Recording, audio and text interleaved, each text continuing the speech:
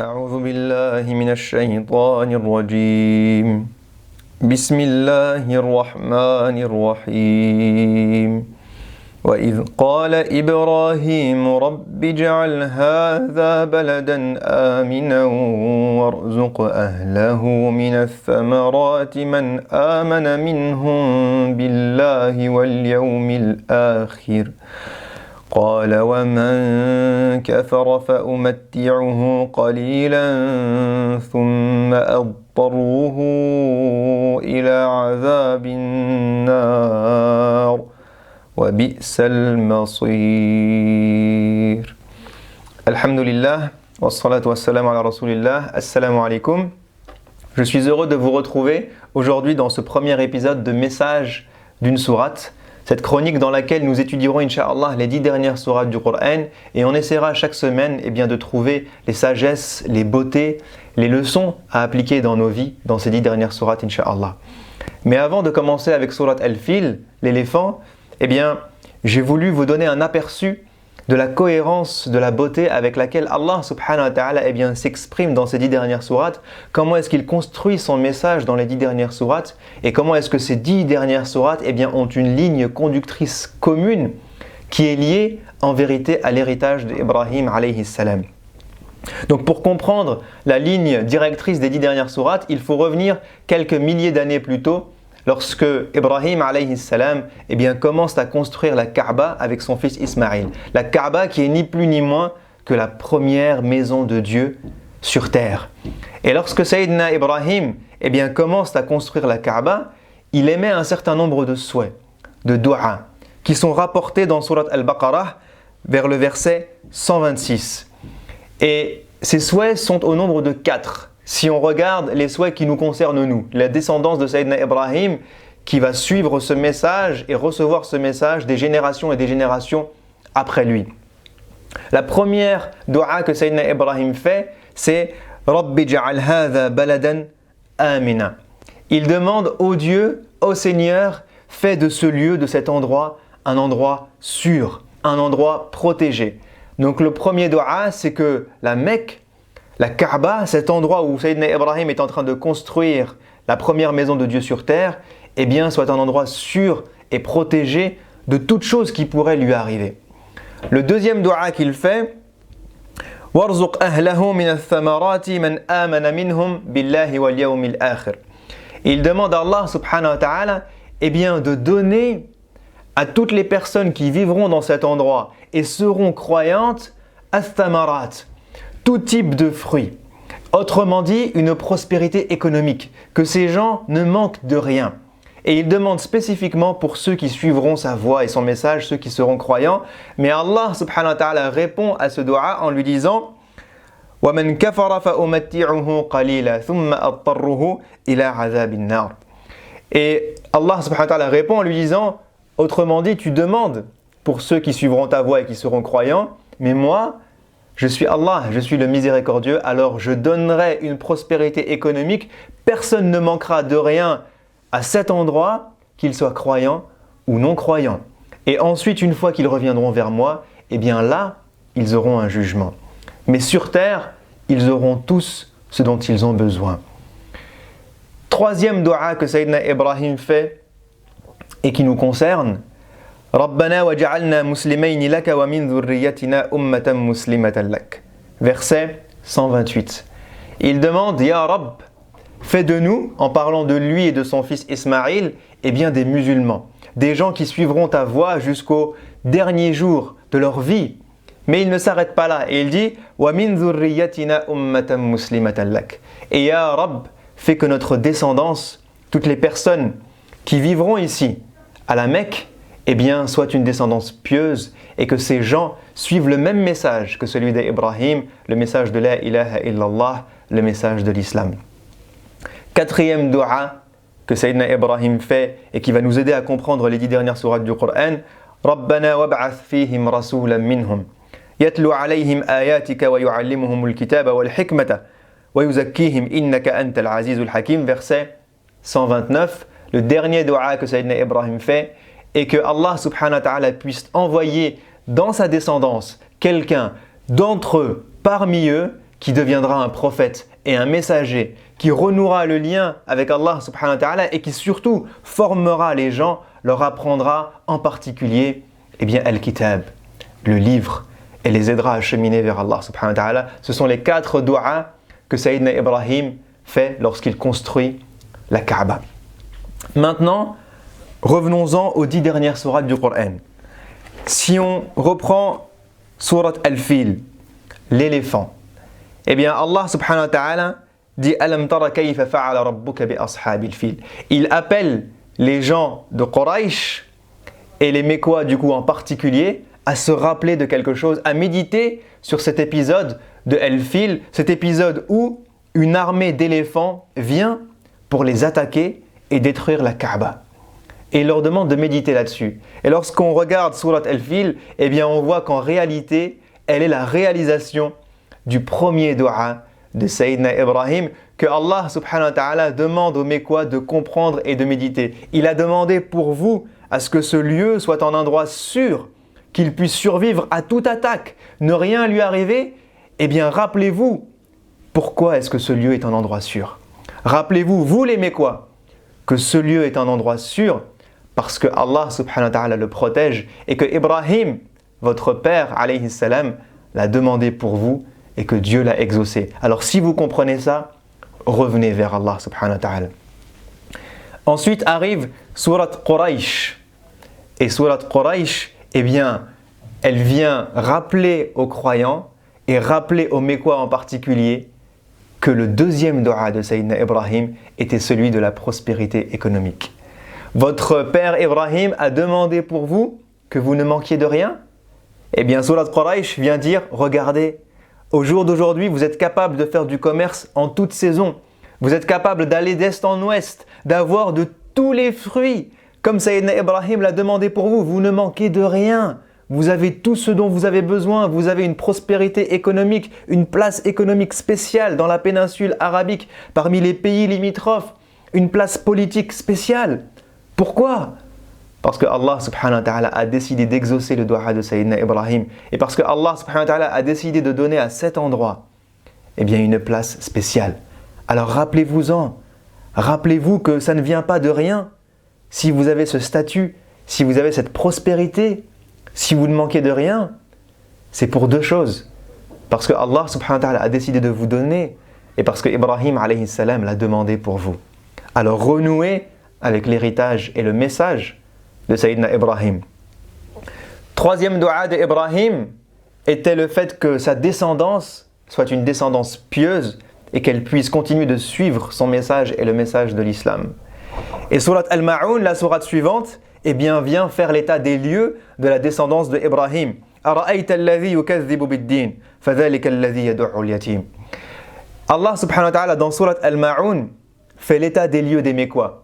Et comment est-ce qu'il les décrit ? Il les décrit comme des gens qui traitent la religion de mensonge. Ce que prêche le prophète sallallahu alayhi wa sallam, pour eux, c'est un mensonge. Le message de Ibrahim alayhi salam, la ilaha illallah, le fait qu'il n'y ait qu'un seul Dieu, c'est le message de leur père, de celui qui a construit ce lieu dans lequel ils habitent. Ils traitent ce message de mensonge. Wala yahuddu ala ta'amil miskin. Allah subhanahu wa ta'ala nous dit que ces gens ont décidé de rejeter les plus démunis, de rejeter les plus pauvres, de rejeter les orphelins, de ne pas être proche des personnes dans lesquelles il y a un besoin, les personnes qui sont dans le besoin, qui ont besoin de vous, de votre humanité, de votre miséricorde. Ils les rejettent. Et dernière chose, alladhina hum an salatihim sahun, alladhina hum yura'una wa yamna'un al-ma'un. Ces gens, se sont détournés de la prière. Et même lorsqu'ils prient, ils ne prient pas pour Dieu, ils prient par ostentation et ils ne donnent même pas le plus petit des gestes. Lorsque quelqu'un leur demande de leur prêter ne serait-ce qu'un petit peu de sel ou quoi que ce soit, ce qui est al-ma'oun, une toute petite aide, ils refusent. Donc Surat Al-Ma'oun vient faire l'état des lieux des Mécois et de comparer entre le message d'Ibrahim et là où eux ils en sont. Il avait demandé, son 3e dua était que dans sa descendance, il puisse y avoir des gens pieux, des gens qui continuent de suivre son message. Et Allah dit, malheureusement, ce dua, n'est pas exaucé à l'heure actuelle. Parce que les Mécois, vous, n'avez plus rien à voir avec le message d'Ibrahim alayhi salam. Et là arrive Surat Al-Kawthar. Et Surat Al-Kawthar vient répondre au 4e dua de Sayyidina Ibrahim. Parce que vous les Mécois, vous n'avez plus rien à voir avec Ibrahim alayhi salam. Alors Allah subhanahu wa ta'ala a nommé parmi vous un homme et il l'a nommé responsable de restituer la tradition et l'héritage d'Ibrahim. Restituer la ilaha illallah. Restituer un lien fort avec Allah subhanahu wa ta'ala. Fasalli li rabbika wanhar.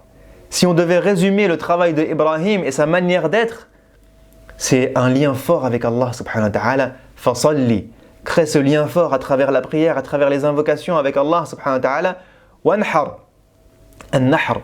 Le sacrifice. Sacrifier pourquoi? Sacrifier pour donner aux plus démunis, à ceux qui sont dans le besoin, aux orphelins, mais aussi à toutes les personnes qui sont autour de moi, ne serait-ce que par générosité et par amour. C'est comme ça qu'était Sayyidina Ibrahim. Donc Surat Al-Kawthar vient répondre au 4e dua de Ibrahim, alayhi salam, qui est que Dieu puisse envoyer parmi eux un prophète qui renoie le lien avec la tradition d'Ibrahim, avec la ilaha illallah, et qui les éduquera de nouveau pour que sa descendance puisse de nouveau se reconnecter au message de Ibrahim alayhi salam. Donc vous voyez comment ces 4 sourates, Surat Al-Fil, Quraysh, Al-Ma'un et Al-Kawthar, viennent répondre, subhanallah, aux 4 doigts de Ibrahim, la sécurité, la prospérité économique, la descendance qui continuera de suivre, la descendance pieuse, et le prophète sallallahu alayhi wa sallam qui viendra renouer ce lien et éduquer toute la génération qui viendra derrière.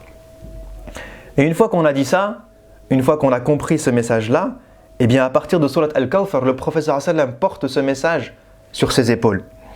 Mais le problème, c'est que pour les Mécois, eh bien ça ne veut rien dire. Surat Al-Ma'un et Surat Al-Kawthar viennent dire « Voici l'état des lieux des Mécois et voici la mission du prophète sallallahu alayhi wa sallam et vous n'avez rien à voir l'un avec l'autre. » Mais pour les Mécois, ce n'est pas possible. Pourquoi? Parce que pour eux, la définition de l'identité est liée à la tribu. Le prophète sallallahu alayhi wa sallam fait partie de nous. Il fait partie des Banu Hashim. Il est un Mécois. Et à partir du moment où il est Mécois, alors il est comme nous. Il doit adorer nos divinités. Il doit respecter les règles de la tribu. Il doit respecter le chef de la tribu et suivre la voie que nous suivons. Et c'est pour ça que vient ensuite Surat Al-Kafirun. Et dans Surat Al-Kafirun, eh bien Allah subhanahu wa ta'ala vient redéfinir une notion de l'identité. Il vient expliquer au prophète sallallahu alayhi wa sallam en lui disant « Qul » dis-leur, voilà ce que tu vas répondre à cet argument des gens de Quraysh. Oui, je suis votre frère.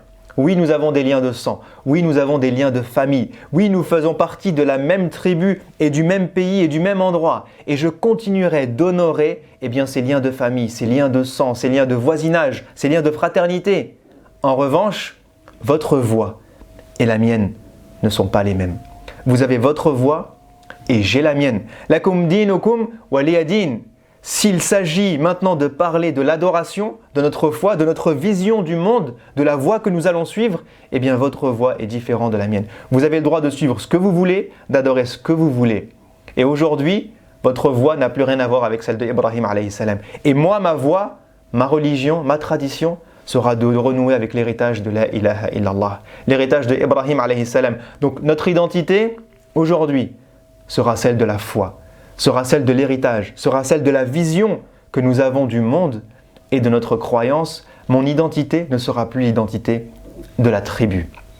C'est ce que vient dire Qul ya ayyuhal kafirun. Mais si vous regardez bien cette sourate, vous voyez qu'elle se termine avec un concept qui est celui de la liberté de conscience. Lakum dinukum waliya din. Vous faites ce que vous voulez. Vous suivez la voie que vous voulez, la religion que vous voulez, et moi je suivrai la religion d'Ibrahim alayhi salam. Je suivrai la ilaha illallah. Mais le problème, c'est que pour les gens de Quraysh, la liberté de conscience, n'existe pas. Pour eux, dire que je ne suis plus la voie des ancêtres, que je ne vais plus adorer ces 300 divinités qui sont autour de la Kaaba, ce n'est pas une liberté de conscience, c'est un affront. C'est un conflit qui commence. Un affront à plusieurs niveaux. Tout d'abord religieux. Parce que pour eux, il faut adorer toutes ces divinités, tous ces idoles en même temps. Mais ce n'est pas que religieux, c'est économique. Parce que tous ces idoles qui sont autour de la Kaaba sont le fruit eh bien, de toutes ces personnes qui viennent adorer, faire du commerce, faire du pèlerinage et rapporter, eh bien, toute la notoriété économique et politique et le statut social qu'ont les Mécois. Donc c'est un problème politique et c'est aussi un problème économique pour eux. Dire la ilaha illallah, ça pose un problème religieux, économique et politique. Et pour ça, ils ne respecteront pas, eh bien, la liberté de conscience. Ils vont décider de combattre le prophète sallallahu alayhi wa sallam. Et ce combat sera tout d'abord au niveau des idées, puisque ce sera des négociations. Ce sera tu vas adorer eh bien, ton Seigneur un jour et notre Seigneur un jour. Ensuite, ce sera des humiliations verbales. Ensuite, ce sera de la torture. Et un jour, eh bien, les musulmans seront obligés de prendre les armes et de se défendre contre les Mécois. Et c'est pour ça que vient ensuite, eh bien, Surat An-Nasr. Parce que Allah subhanahu wa ta'ala explique à son prophète sallallahu alayhi wa sallam que effectivement, tu as une nouvelle définition de l'identité, que tu n'es plus comme eux, mais ils ne l'accepteront pas. Alors il y aura un combat, que ce soit au niveau des idées ou que ce soit un combat armé. Et dans ce combat, tu auras besoin d'une aide et d'un secours.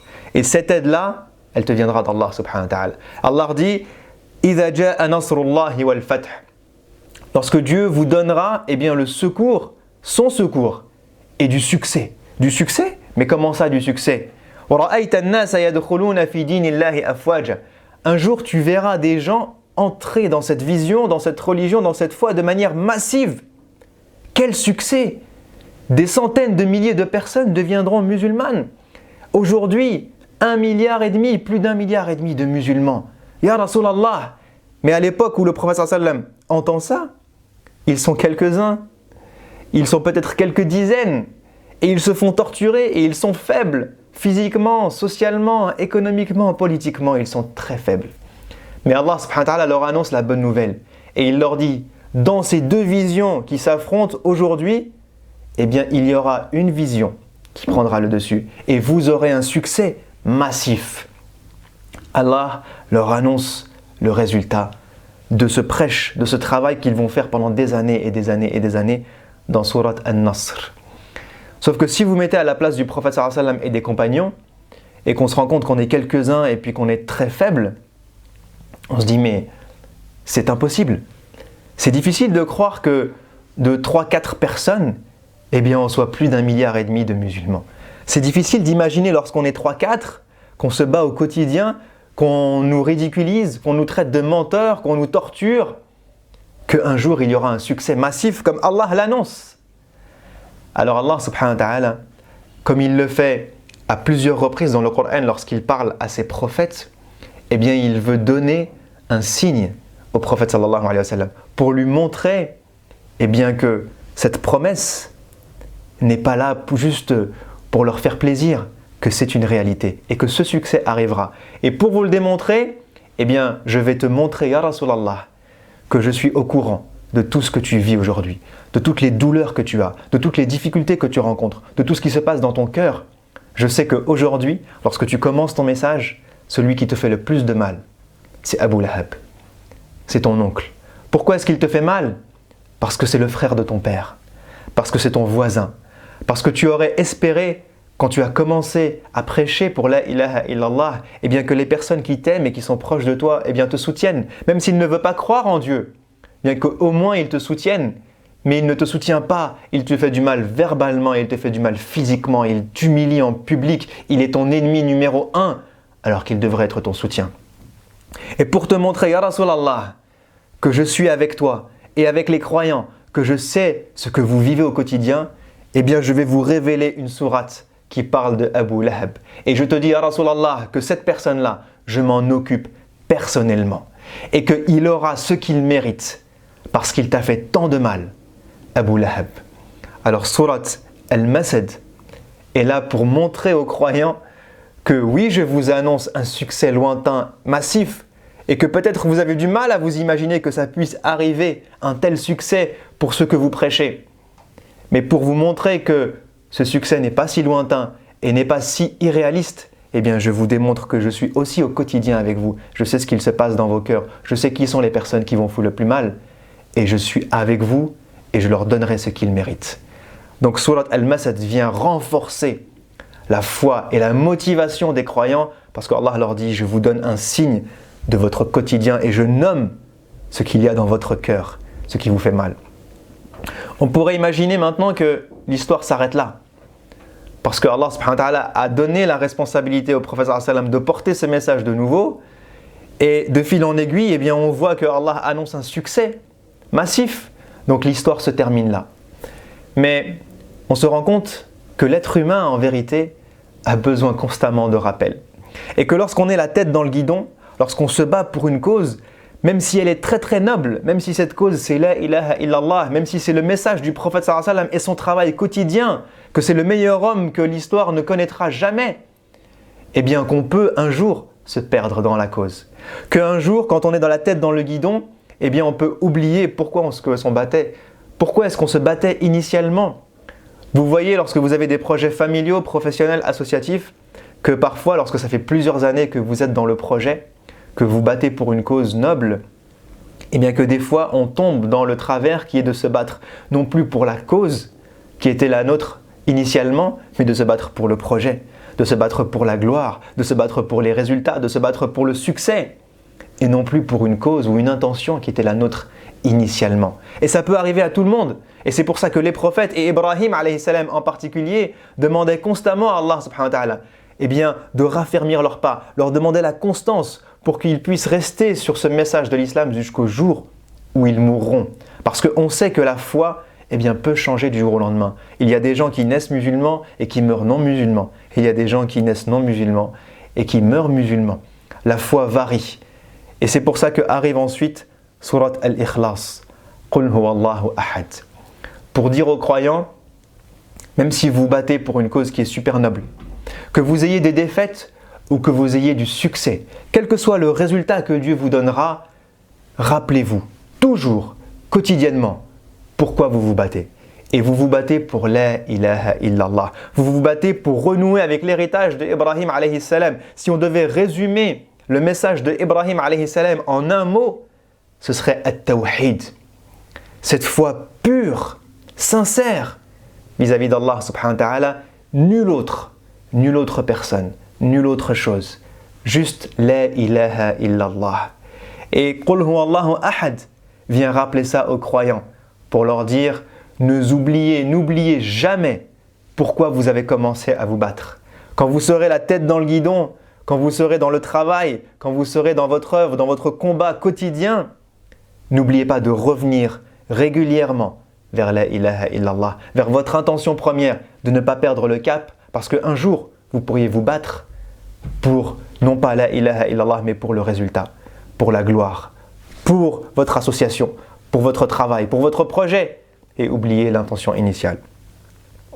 Et lorsqu'on comprend ça, et qu'on comprend le message d'Ibrahim alayhi salam, qui avait peur de perdre sa foi un jour ou l'autre, eh bien Allah nous révèle ensuite deux sourates, Surat Al-Falaq et Surat Al-Nas, qui sont les deux dernières sourates du Coran, et qui sont là pour nous dire, si vous avez compris que votre travail, c'est d'œuvrer pour la ilaha illallah, de renouer avec la ilaha illallah, le message de Qul huwallahu ahad, le message du prophète sallallahu alayhi wa sallam et le message d'Ibrahim alayhi salam, et que vous avez compris que ce message eh bien, peut être soumis à des attaques, que vous pouvez perdre un jour ou l'autre votre foi, alors vous avez besoin que Dieu vous aide à avoir la constance, à rester sur ce message jusqu'au jour où vous retrouvez Allah subhanahu wa ta'ala. Et ce message et cette foi eh bien, peut subir deux types d'attaques, des attaques venant de l'extérieur et des attaques venant de l'intérieur. Alors Allah nous révèle Surat Al-Falaq, Qul a'udhu bi rabbil falaq, pour nous apprendre comment nous protéger des attaques qui viennent de l'extérieur.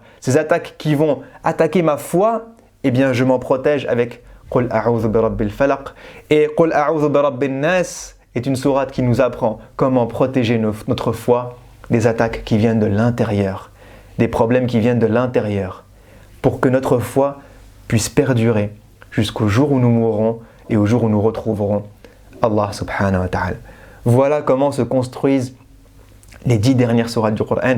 On voit subhanallah avec quelle beauté, quelle sagesse, quelle perfection Allah est capable de parler, de construire un message avec une ligne directrice commune et de nous faire voyager d'une sourate à l'autre pour nous faire cheminer vers lui subhanahu wa ta'ala et nous faire renouer un lien avec le message d'Ibrahim alayhi salam Je termine avec une chose. Lorsque vous relisez Surat Al-Baqarah et ce passage où Sayyidina Ibrahim construit la Kaaba, eh bien on voit qu'il y a une notion très importante, c'est la notion de transmission du message d'une génération à l'autre. Et comment Ya'qub transmet le message à ses enfants, etc., etc. Et vous arrivez ensuite à un verset qui est magnifique, qui est وَكَذَلِكَ جَعَلْنَاكُمْ أُمَّةً وَسَطًا لِتَكُونُوا شُهَدَاءَ عَلَى النَّاسِ وَيَكُونُ الرَّسُولُ عَلَيْكُمْ شَهِيدًا. Et ce verset-là, eh bien Allah subhanahu wa ta'ala nous apprend que le message ne s'arrête pas au prophète sallallahu alayhi wa sallam. Oui, il a eu la responsabilité sur les épaules de renouer le lien avec ce message et cet héritage de Sayyidina Ibrahim, mais vous, les croyants, vous qui avez décidé de dire la ilaha illallah, vous qui avez décidé de suivre le message du prophète sallallahu alayhi wa sallam, une fois que le prophète sallallahu alayhi wa sallam décède, eh bien c'est votre responsabilité de renouer quotidiennement avec l'héritage de l'islam, l'héritage d'Ibrahim, et de transmettre ce message à l'humanité tout entière. Ummatan wasata est souvent traduit par communauté du juste milieu, mais al-wasat, c'est également l'intermédiaire. Vous êtes l'intermédiaire entre la ilaha illallah, le prophète sallallahu alayhi wa sallam, Sayyidina Ibrahim, et l'humanité tout entière. Alors soyez vous aussi à la hauteur de ce message qu'Allah subhanahu wa ta'ala vous transmet dans ce livre et à travers ses prophètes. Je m'arrête là et je vous dis à la semaine prochaine, Inch'Allah, avec Surat Al-Fil. Assalamu alaikum wa rahmatullahi wa barakatuh. Le prophète sallallahu alayhi wa sallam dit « Ballighu anni walau aya » transmettez de moi ne serait-ce que un verset. Alors si le contenu de ce rappel vous a été utile, partagez-le aux autres. Partagez-le numériquement pour qu'il puisse être bénéfique à un grand nombre, mais partagez-le aussi humainement, avec vos proches, avec vos familles, avec vos enfants, dans vos assises, pour que, Inch'Allah, Dieu puisse faire de nous des gens qui transmettent sa parole à l'humanité tout entière. Assalamu alaikum wa rahmatullahi wa barakatuh.